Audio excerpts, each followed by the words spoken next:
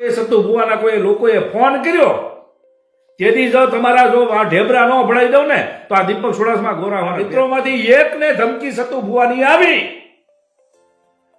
એટલે જો આ વન નો હળગાવી દઉં ને તો ગોરાહોના પેટનો તમારા પત્તા સાફ કરી નાખ્યા. પત્તા દીકરાઓ, સતુ ભુવાને 100% માફી માંગવી પડશે, એમાં શંકાને સ્થાન. ભુવા એનું રેકોર્ડિંગ મારી પાસે આવ્યું છે અને એના બનેવી જોડે વાત થઈ છે આપણે, અને બધી મેં એક જ વાત કરી છે એને.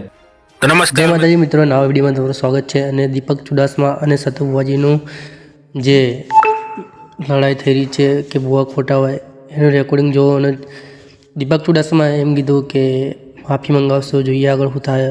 વિડીયો આખો જોવો તમે. સતુ ભુવાને ચોખ્ખા શબ્દમાં કીધું છે કે માફી માંગશો તો જ પતશે, બરાબર? કે સાવરકુંડલા 24 તારીખે હું આવું છું, તમે મને એમ કીધું હતું કે 24 તારીખ છે ને તમારે, પણ મારી માએ બસાવ્યો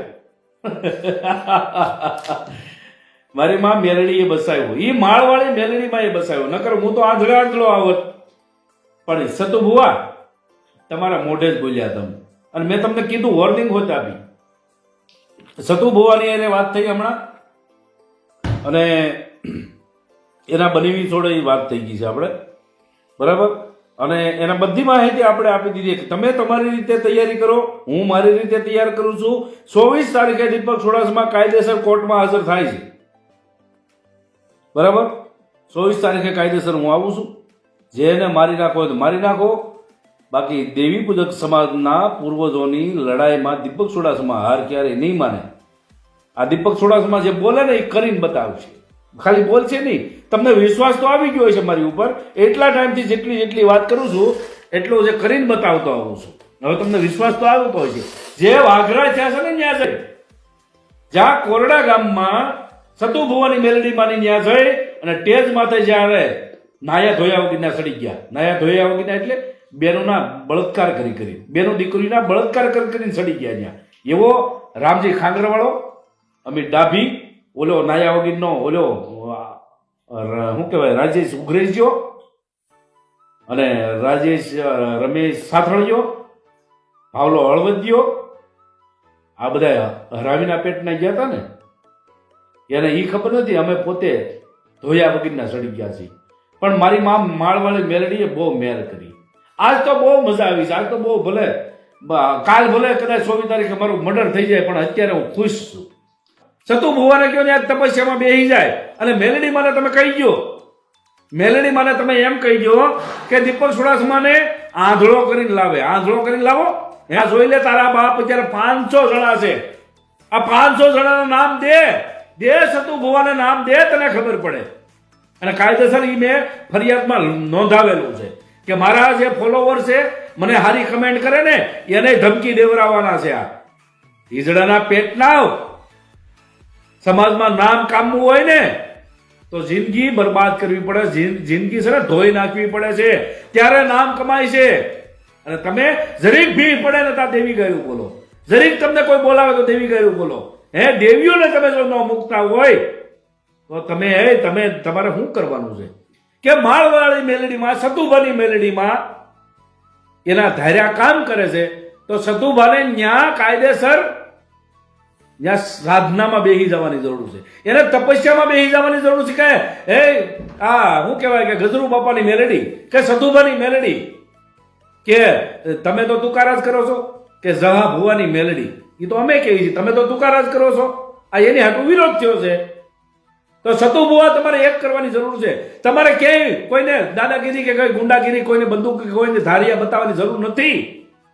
તમારે ત્યાં ખાલી ત્યાં સાધનામાં બેસી જવાની જરૂર છે. અને માતાજીને કહેવાનું છે કે માતાજી એને આંધળો કરીને લાવો અહીંયા. હું આજનો વિરોધ દીપક સુડાસમા કરું છું, જાહેરમાં કહું છું. દીપક સુડાસમા જાહેરમાં કહું છું, હું વિરોધ કરું છું. તો તમારે માં મેલડીને મોકલાય મારી પાસે કે માં મેલડી દીપક સુડાસમાને આંધળો કરીને લાય. તો માતાજી હું કઈ મારીથી બીવે છે? પણ માતાજીને ખબર છે કે દીપક સુડાસમા હાસો છે, એટલે માતાજી સતવાળા જ છે. અમે માતાજીનો વિરોધ થોડો કરીએ છીએ, બરાબર? અમે તો અમારા જે પૂર્વજોનું અપમાન થયું છે એનો વિરોધ કરીએ છીએ. માતાજી ભલે ને કાયમ દીકરા દે, એમને વાંધો નથી. 500 દીકરા દીધા છે, અને હજી 5,000 દીકરા દઈને મારી કોઈ શું કહેવાય કે જેનો ખોળો સૂનો છે ને, મારી બેન દીકરી કોઈક હશે ને એના ખોળો સૂનો હોય ને એને બધાને માતાજી ફળે અને દીકરા જ દે એવી હું આશા કરું છું. પણ મારી ત્યાં જે કઈ સમાજને ત્યાં બદનામ થયા છે, સમાજને અડધૂત થયા છે, મારા સમાજને ત્યાં શું કહેવાય કે ઇજ્જત વગર નાખી રહ્યા છે. મારા ભુવાઓને એટલે કે મારા પૂર્વજોને ત્યાં જસા ભુવા હોય, કદાચ નાના ભાઈના હોય છે કે મોટા ભાઈના હોય છે. અમે તો નાના મોટાને કોઈને બધાને એક જ માનતા હતા. પણ અમુકે જેને કીધું કે અમારા નાના ભાઈના છે, અમારા નાના ભાઈના હાર્યા હો, એલા ઈ તમે ભલે નાના ભાઈના હાર્યા, પણ હું તો એક ગણું છું ને.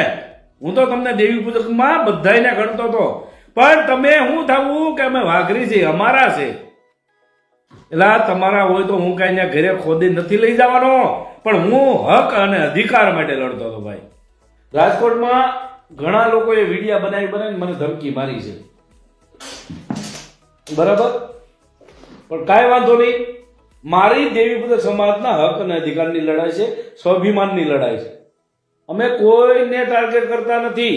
અમે અમારા દેવી પૂજક સમાજને બદનામ કરે છે એના માટે બોલ્યા છીએ, અને અમને મારવાની ધમકી, ત્યાં મારી નાખવાની, ખૂન કરી નાખવાની ધમકી મળી છે. એટલે અમે ત્યાં, અને મારે કોર્ટમાં ત્યાં જવું જરૂરી છે, કારણ કે હું એક મુદત ચૂક્યો એટલે જે મારો જામીન છે એ પાછો રદ થાય અને મને પછી સજાય થઈ શકે એમ છે, બરાબર. તો મિત્રો, તમે જેમ વિડીયોમાં જોયું કે દીપકભાઈ ચુડાસમા ખુલ્લેઆમ વિડીયો મારફતે તેમની સમાજ દેવી પૂજક સમાજને આહવાન કરી રહ્યા છે અને સાવરકુંડલામાં 24 તારીખના રોજ જવાનું કહી રહ્યા છે મિત્રો. તો તેમના જે ચાહકો છે, ફોલોવર્સ છે, તો એ લોકોને બોલાવી રહ્યા છે એમના સમર્થનમાં મિત્રો. તો મિત્રો, જે પણ વિડીયો ગમે હોય ચેનલ સબસ્ક્રાઈબ કરી એક કમેન્ટ કરી દેજો. થેન્ક યુ મિત્રો.